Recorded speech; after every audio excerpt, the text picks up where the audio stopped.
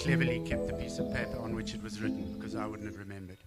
So that's been playing while you guys have been there. You go, you can hear a little bit. I'm going to switch Wolfgang Amadeus off now, but just wanted you to hear it a little bit. And after that, we'll have some music playing, which is, I've got about 4 or 5 hours of music that I put together, which was mostly Mom's cup of tea. So all the music that you'll hear later will be Dadi's sort of music. So I have a drink and I have a microphone and I have a secret drawer. I'll start off by just saying a few words and then I'll hand over to a few people. So good afternoon, my beautiful family and friends. I've just introduced that music to you. I'd like to just ask Debs to say a few words, as she would like to do before you come back to me, and I'll share a few thoughts with you as well. We're very pleased to have you all here, and hope that we all have fun together. Hello, Carl.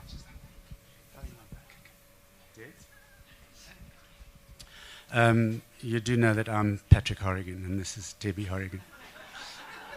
If you didn't know that, you've stopped off at the wrong gate. So enjoy yourselves. I'm actually getting hot under the collar here. Do I have to speak to the mic? Yes. Well, no, seriously, because there are people watching on YouTube. Here's the camera. Hi, so guys. You can talk to them. No, you have to hold it right next to you. Hello. Testing one. It's really so incredible to see you all here today. And actually, beyond anything else, it's an unbelievable indication of how Daidi united our family and brought so many special people together. I have to admit that I have really battled with what to share today. There's so many memories that have resurfaced over the last couple of weeks. So many chats I've had with Cami and Sam about the immense part that Daidi played in their lives, the countless weeing in your pants moments we all shared, the tennis, bridge, pool, birthday and anniversary parties, the amazing partner she was to Pete. How to encapsulate the true essence of these memories has been hard, and to do justice to how they make us feel. Sam and I were talking about how one mourns somebody who you actually lost a good few years ago. And I think that's probably why I found it so hard. I think Prilly, where's Darling Pull? There you go. I think you put it all so well when you said, and I quote, "At the height of her powers, she was absolute ace. We loved her and so appreciated her friendship and inclusivity. She was such a brilliant hostess, and we spent so many memorable and happy times together at Rochester. She and Dad were such a fabulous couple, and certainly an integral part of all our lives for so many years. She was so proud of you all, thrilled when you had your babies, and how she loved telling me news of the next generation. It's been so tough for you and Patch these past few years. You have both been such great children to her, and seen she's been safe and well cared for. It is a happy release for you all, and we must hang on to all the wonderful memories of a beautiful Daidi. What a sense of humor. What a lovely, caring friend, mum and grandma. We were so lucky to have known her." Cheers. There we go. Okay. Well done. George, can I ask you to come and just read something for us, please? From Ecclesiastes. Yes. I had to ask my dad how to pronounce it, because I looked at it and went, ooh. Is my mic fine? Okay. So, Ecclesiastes 3, verse 1 to 13. "To everything there is a season, and a time to every purpose under the heaven. A time to be born, and a time to die. A time to plant, and a time to pluck that which has been planted. A time to kill, and a time to heal. A time to mourn, and a time to dance. A time to weep, and a time to laugh. A time to gather stories together. A time to embrace, and a time to refrain from embracing. A time to get, and a time to lose. A time to keep, and a time to cast away.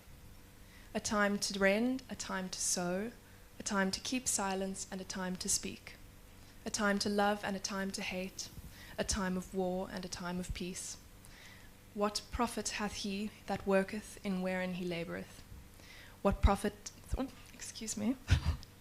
I have seen the travail which God hath given to the sons of men to be exercised in it. He hath made everything beautiful in his time. Also he hath set the world in their heart, so that no man can find out the work that God maketh from the beginning to the end. I know that there is no good in them, but for a man to rejoice, and to do good in his life. And also that every man should eat and drink, and enjoy the good of all his labour. It is the gift of God."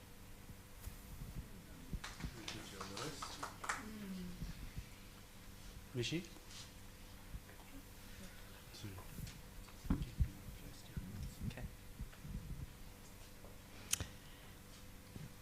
Today we're here to honor and remember Daidi. Yesterday I had a curious experience. I was driving along Newlands Avenue, and as I passed Avenue Lakai, I was absolutely flooded with these unbelievable memories. We had so many happy moments. We were flooded here as well. It was such a deep, intense feeling. It was almost instantaneous as I drove past. I was on my way to work, so I was thinking about something completely outside of that. And I remembered all those happy moments that we'd had at Rochester. Those many dinners around the table, the Saturday lunches around the kitchen nook, the tennis, the having drinks always in the same tennis glasses out on that little tiny little stoep that got enlarged in the few years before they left, eating peanuts and enjoying friendships which had lasted so many decades. And Thursday evenings, dinner at the Hussar with Rob and Cherry were always so special. And there was such warmth always in these visits. It was 1987 when we first met. I went on my first date with Patch to Fish River, a place that was loved by many of us in this room, and certainly deeply, deeply loved by Dianna. We bonded, us two good Eastern Cape chicks. She and I loved to do handwork, knitting, sewing, that was our thing. We shared the love of a glass of wine or bubbles, more than sometimes the odd glass. And we shared the love of the fresh fish which Patch used to catch, but we never agreed on how it was to be prepared. So as the newest member of the family, I had to sit quietly and bide my time, whilst Dianna exercised her choice as to how the fish was going to be prepared. She also never approved of the amount of butter that I loved to eat on my bread, and I frequently had to deal with the comments about that. So we knew that Dianna was legendary in terms of her entertaining. She was incredibly welcoming. She was a beautiful hostess who prepared the most magnificent table, lovely meals. And this characteristic is shared by Deb and Patch and all 4 grandchildren, which is amazing. The next milestone we experienced was our wedding.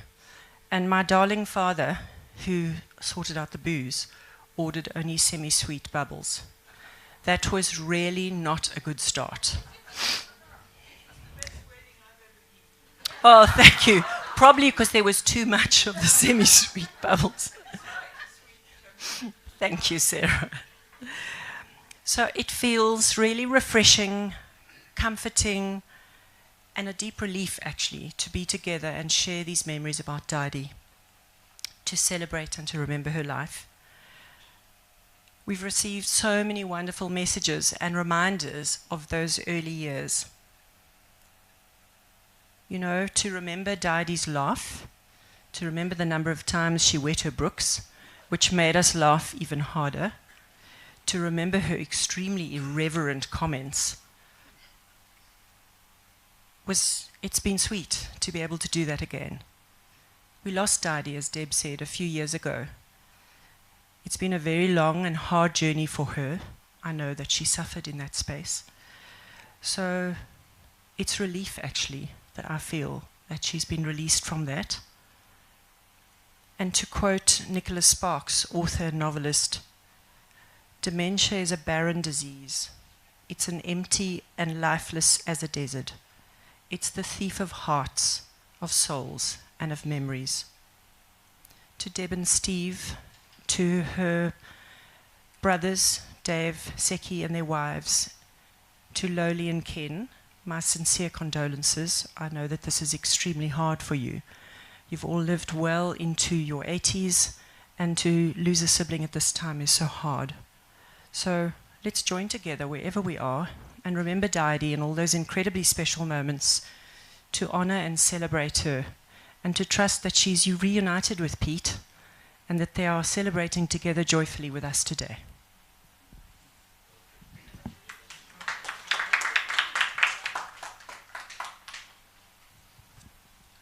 So I'm back. Just remind me for next time one of my parents dies that I must show part of my eulogy to my wife so that we at least say something slightly different. But thank you, babe. Thank you for setting me up so beautifully. I wanted to start by quoting the other Matthew, specifically Matthew chapter 5, verse 4. And that just says, "Blessed are those who mourn, for they shall be comforted." And that comfort comes from all of you here today. So as a family, we say thank you for coming. We say thank you to all of those who are with us via the YouTube link. I'm waving to you now. Firstly, to Dadi's siblings, to Cecil and Rose and Dave. We say hi again, and we send our deepest condolences for the loss of your sister. Loli, Seki, Dede, we love you and we miss you. I can't tell you how many times I got a smile out of my mother by mentioning either of your names or all of your names. It was much easier to get a smile out of her that way than to tell her that Patch was sitting in front of her. You guys should take comfort in the fact that you are with us here today in spirit. And please give Deedle and Ken and Kinch a big squeeze from all of us. Then to the many other family members out there on the other end of Jeremy's fantastic setup here, specifically Lisa in PE, Cami in New Zealand, Zanny in Australia, and Kate and Pete Phillips, and the rest of the clan there in the UK. Once again, we say hi, we send our love, and we send our heartfelt thanks and gratitude for all your wonderful messages. Next, I'd like to say a special word of thanks to Shell Bell. Where is Shell? There she is. Your unselfish care for Dadi, Shell. Every single Sunday morning for many years. Shell was at Dadi's side in Constantia Place. Yeah. And it was without fail. Whether it was with a muffin, and then progressed to donuts, and finally ended with chocolate mousse, because that was the way we had to deal with coughing or choking fits. And it was much easier to just change the menu than sickle along. So Shell Bell, you were a constant regular feeder and comforter, and we thank you for that. You have no idea how important those visits were to me and to Dadi. So thank you. Thank you as well to Catherine. Where are you, Kath? There you are. Kath, despite the sometimes challenging dynamics, you remained loyal and caring to Dadi, and I know that she was always so thrilled to hear that the Red Mini was in such good hands. So thank you to you as well. Then I need to acknowledge the giant contribution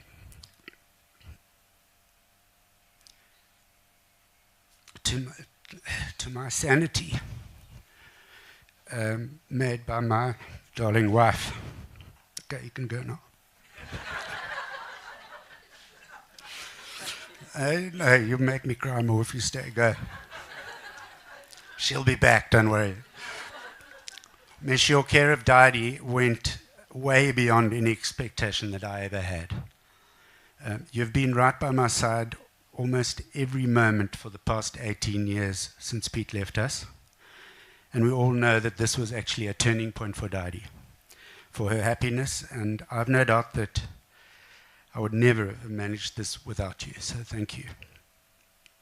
Just selfless, unwavering support with a huge dose of medical knowledge and some critical decision making. Debs and I are truly grateful for all that you've done over such a long time. Thank you also for hosting us today. Your calmness, your skill set as a host are unmatched. And thank you also to Matt and Jolos for being so unbelievably supportive to me and to Mom. I love you guys. Mom really did have a tough end to her long life. As she would have put, as she would have put it, 1933 was a murr of a long time ago. And I was just thinking, actually, as a few people were walking in today, I would have said to her, "Who's that?" And then she said, "Thingamy-push" was one of her favorite words. She didn't know your name, you were a thingamy-push, or you were just, it's too late, or whatever. So that time was filled with many challenges for Daddy, including having to deal with stage 4 melanoma, diagnosed nearly 7 years ago. She was lonely and she was frustrated, but boy, she was tough. It's not without reason that we sometimes referred to her as Lazarus. I'm so thankful and grateful that she's finally at peace, but for me it's never been about the ending. It's about the beginning, and it's about the journey of life, and that's what we're celebrating here today. Going back to the early days at Rochester, and I paraphrase what Mish was saying, Daddy was always the most glamorous and gracious host. Whether at the legendary and often notorious 16th of December parties, to which many of you went, or the quiet Sunday afternoon braai, she was always there. She cared for so many of us in those days. From Nikki and Paul at boarding school from Southwest, to Shelbell when she was nursing, and even to Andy when he was at Stelli's. Her home was always open, and there was always a bed and a decent meal.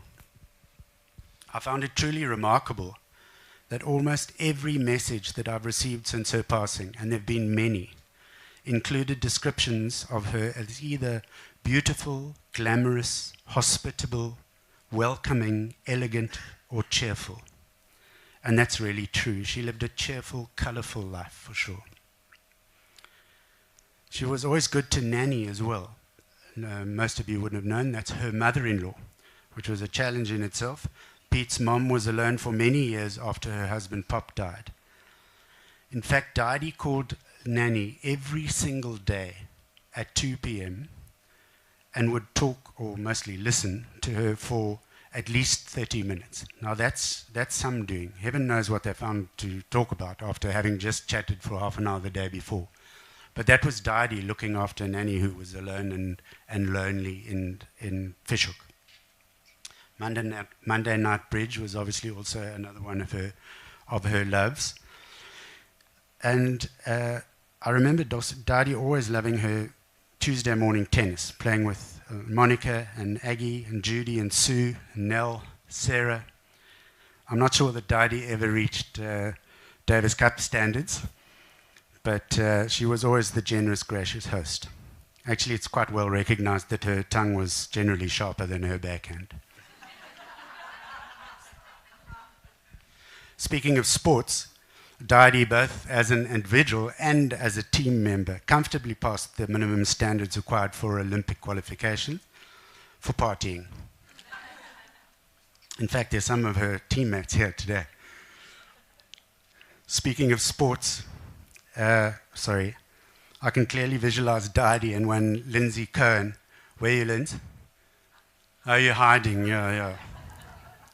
Chasing each other around Austin and May's living room, diving over the couch. We were absolutely loving it. May was not amused. Actually, she really was. Really, as in not really was. Really amused. The other story worth recounting is a birthday party under a marquee at a different Torrington residence. It was late in the evening. There was a long table with perhaps 15 stragglers remaining, and the table was littered with half-full champagne glasses, beer glasses, wine glasses, and one Derek Franks, who sadly can't be here today, but he did send his best wishes, decided it was a good idea to start swinging from the rafters, literally. Quick as a flash, Daddy jumped onto the table, and Derek came swooping past and gripped her tightly between his legs, and off the two of them flew. Much to the delight of the fantastically inebriated audience. Of course, such a spectacular beginning was destined for an equally spectacular ending. That is where I intervened at precisely the required moment, and as Derek opened his legs to set her free in mid-swing, I leapt onto a vacant chair and caught my darling mother in mid-air. She looked vaguely surprised and gave me a "thanks, darling," and wandered off to chat to somebody else. Before you marvel at the unbelievable strength and agility of Mr. Franks and myself, you should know that actually most of her life she was as light as a feather. That is, apart from a few years of robust carbo loading and strength building at school and nurses' college. Actually, I think she was in her late 60s before I saw her eat a potato for the first time.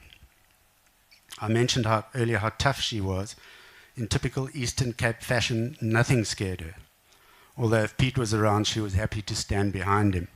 And one such occasion was the appearance of a rather large rain spider in their bedroom one night at Rochester. Pete was instructed to get rid of it. So, armed with a broom, he climbed onto a tiny stool in front of her dressing table. I can see it like yesterday. And proceeded to prod said spider. You guessed it. The spider ran down the shaft of the broom. Pete panicked. The stool flipped, taking all the skin off his shin, and he clattered to the floor. The spider was nowhere to be seen. Didi, watching from a safe distance on her bed, laughed so much that she wet her brooks. Cho, she had to change the limit. So that's enough from me. I hope that you all remember Didi in her shining best, and that you go away today feeling grateful for having known her. Rest well, Mum, and please give Pete a big hug for me.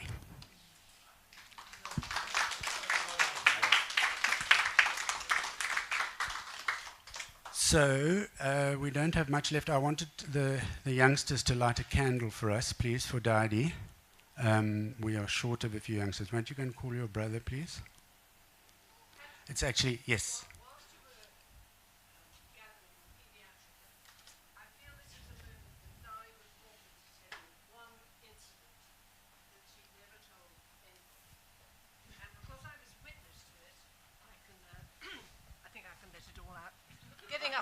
Okay. It goes like this. We were having one of those wonderful tennis afternoons when the superior tennis elite were playing and Di was having a quiet gin and tonic in the corner, waiting for us to come for tea. One of the players was the marvellous Moon Man. Now, what was his name? Professor somebody or other. Louis Arons. Louis Arons had arrived almost in an armoured car with a piece of moon rock, which had been delivered to South Africa into his hands. For some reason, he decided he would bring it to Pete's and show it to us, but he wasn't allowed to have it outside. It had to be upstairs in their bedroom. We were allowed up in twos to see the rock.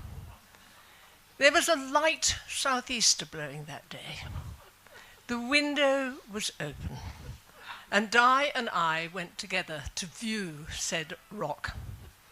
We looked at it, and Di decided to put her hand forward and inadvertently, in her excitement, knocked the rock, plus the southeaster, onto a white boucle carpet.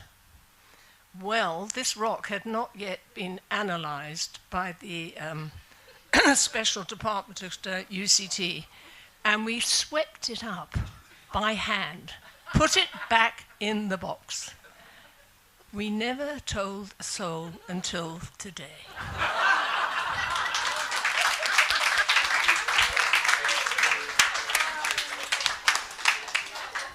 Prilly, that's lovely. I did actually read a scientific paper once about the presence of Maltese poodles on the moon, so now we know. Okay. So, Sam, will you join us and light a candle? Because it's the grandchildren and the great-grandchildren that will light a candle each for Didi, please. So, who wants to start? There you go.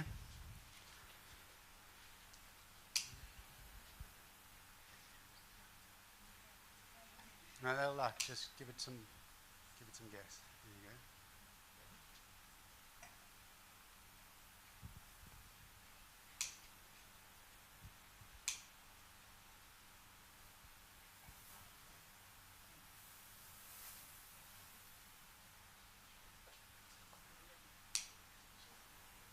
Well done.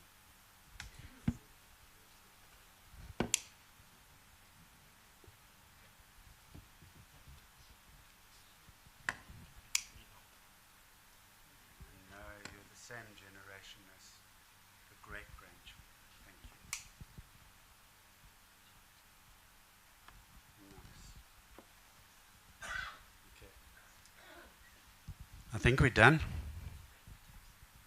Oh, that's a good idea to drink to Daddy.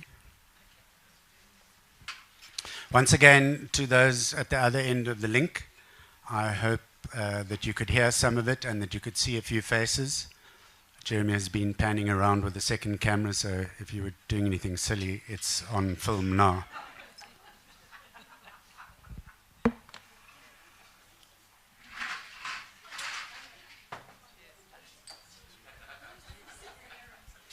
Right, raise those glasses. May this be the first of many glasses today as we celebrate a life that touched us all. To Daddy.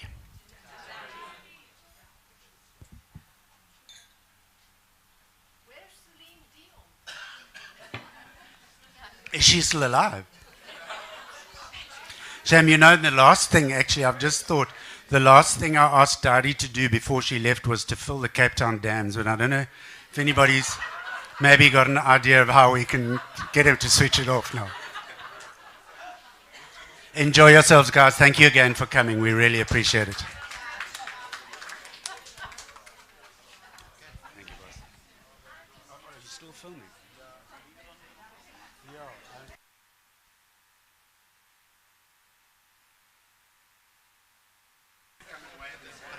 Yeah, that's fine. That's fine.